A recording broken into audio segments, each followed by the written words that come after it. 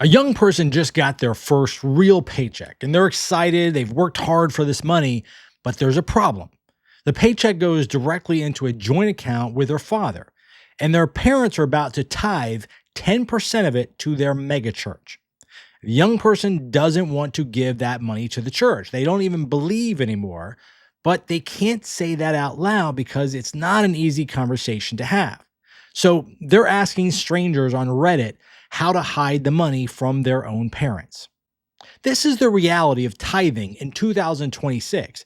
And what this young person doesn't know yet, what almost nobody knows, is that this isn't just about one paycheck. That first 10% their parents are about to hand over, by the time this person reaches retirement age, that single decision will have cost them over $1.5 million. I'm not exaggerating. I did the math, and what I found should make every person who's ever written a tithe check absolutely furious. Thanks for tuning in. I'm Mike Smithgall, the unelected mayor of Atheistville, and this is today's Mic Drop.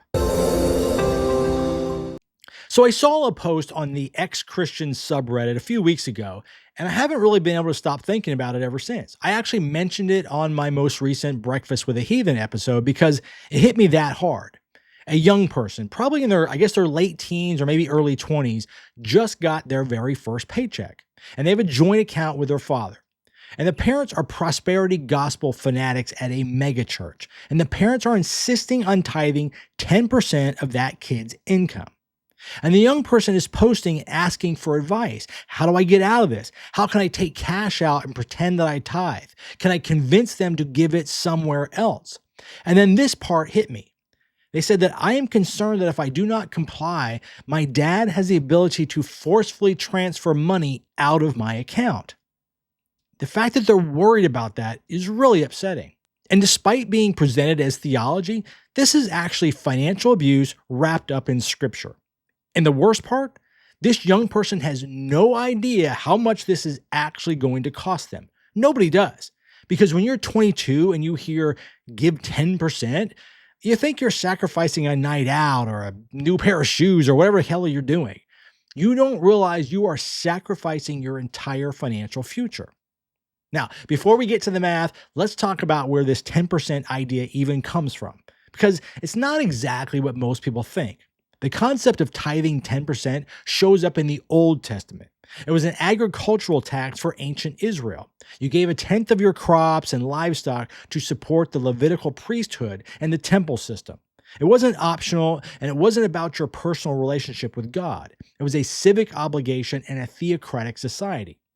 Now, fast forward to the New Testament, and you know what Jesus said about tithing 10% of your income? Nothing. Paul? Nothing. The early church, they don't mention it. What they talk about is voluntary giving, generosity, supporting the community, but there's no mandated percentage. The modern 10% tithe as we know it today was popularized more in the early 20th century and exploded with the rise of these megachurches and the prosperity gospel. It's not ancient. It's not biblical in the way that most people think. It's a fundraising strategy that worked so well that it became doctrine. And here's the thing. I am not here to tell you whether you should or shouldn't give money to a church. That is absolutely your business.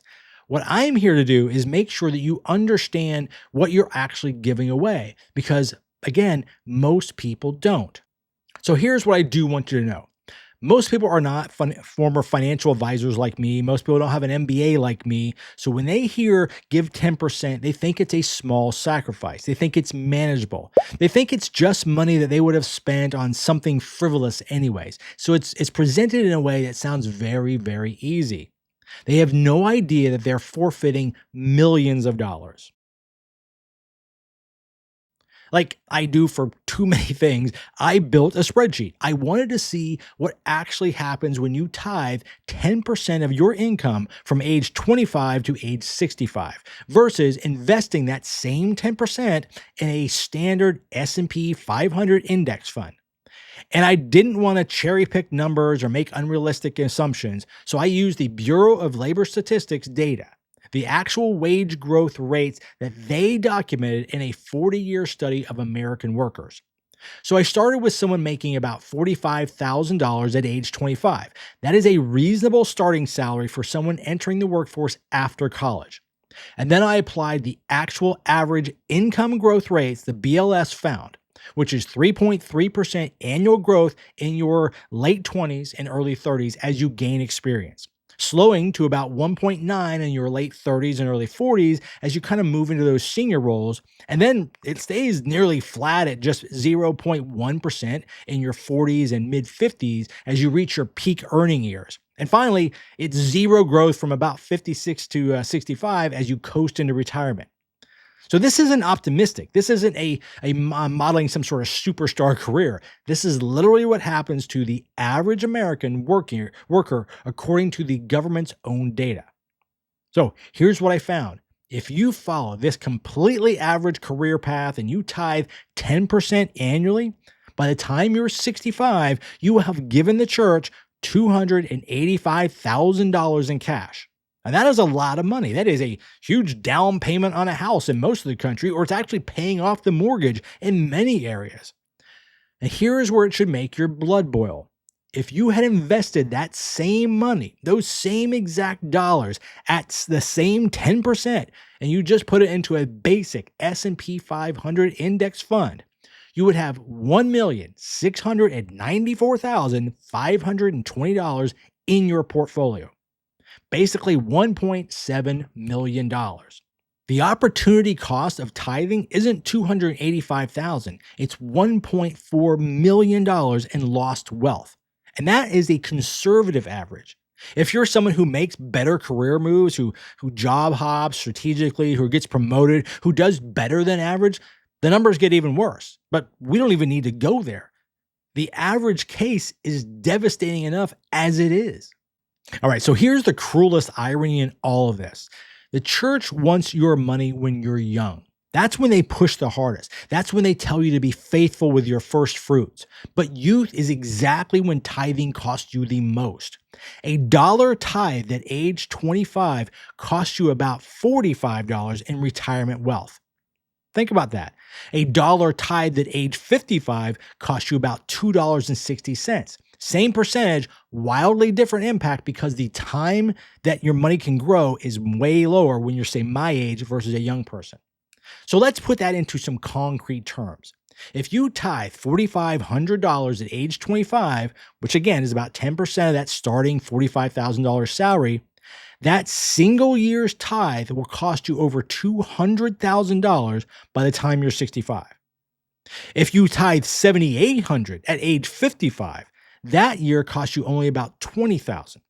So the young person is sacrificing 10 times more future wealth by giving far less cash. And churches know this. They might not say it out loud, but they know that getting people locked into tithing early creates a lifetime of giving. And they know that young people don't have financial advisors. They're not going to run the spreadsheets. They don't see the compounding cost. They just see 10% and think, okay, that's a small ask. But it's not small. It's the difference between financial independence and working until you die. So let's zoom out for a second and talk about what's actually happening here at the macro level. Tithing isn't charity in the way that most people think of it. When you give to a local food bank or a homeless shelter, that money goes directly to the people in need. When you tithe to a church, especially a megachurch, that money goes to pay salaries, maintain buildings, fund marketing campaigns, create big sound systems. It grows the institution. And that institution is tax exempt. The church pays no property taxes, no income taxes, no capital gains tax. They take your post-tax dollars and they accumulate wealth completely untaxed. Meanwhile, you're giving away the only math-guaranteed path to financial freedom. The S&P 500 has returned an average of about 10% annually over a century. It's not a gamble. It's compound interest. It's time doing the work for you. And the earlier you start, the more powerful it becomes. But the church takes that 10% from you when you're 25 and when you're 30 and when you're 35, exactly when compounding could be working the hardest for you. So by the time you hit your 50s and 60s and you're starting to freak out and panic about retirement, the damage is already done. You can't get those years back. You can't undo the lost compounding. The church ends up with billions in real estate and tax-free assets. You end up with $285,000 less in cash and $1.4 million less in portfolio value. You end up working into your 70s. So here's my advice. And I know this is going to make some people mad, but I don't care. It's your money. You earned it. You should do exactly what you want, but you should be informed. If you want to support the church, fine, but don't do it when you're young and broke. Don't do it when every dollar you invest could turn into $45 by retirement. Pay yourself first. Build your portfolio, secure your future, and then, if you still feel called to give, leave money to the church in your will. You know who fills pews at most churches? Old people. You know what old people have? Real estate, retirement accounts, estates. If churches want money, they can wait until you're financially secure. They can wait until you've built wealth. They can have a piece of your estate when you're gone, but they shouldn't get 10% of your labor when you're 25. And if you absolutely must give while you're young, here's what you do. Give 10% to yourself first. Put 10% in your retirement account. Then if there's anything left over and you still want to tithe, go ahead. But you come first. Your family comes first. Your future comes first. The church has been around for 2,000 years. It'll be fine without your money. But you get one shot at building financial independence. Don't give that away for a tax-exempt institution that'll forget your name the day you stop writing checks. All right, that's my 2 cents, unblessed and unfiltered. Agree or disagree, that's what I got for you to do. When it's all said and done, this episode comes down to one idea. Your money is yours. The institutions that ask for it will always tell you it's a small sacrifice, a faithful act, a blessing in disguise. But the math doesn't lie. 10% of your income from 25 to 65 isn't a tithe. It's a $1.7 million transfer of wealth from your future to their present. What matters here is perspective. You don't have to feel guilty for keeping your own money. You don't have to feel selfish for building security for yourself and your family. And you're not less moral because you choose compounding interest over a collection plate. Those are the messages churches want you to believe because the messages keep the money flowing. But you get to decide what your money does. And the earlier you make that decision, the more your future self will thank you. This change doesn't happen all at once. It plays out over time through people, institutions, and generations. But every person who runs the math, who sees the real cost, who chooses their own financial future, that's one less person funding the machine. All right, I'm Mike Smithgall. Thanks for tuning in, and I'll catch you on the next one.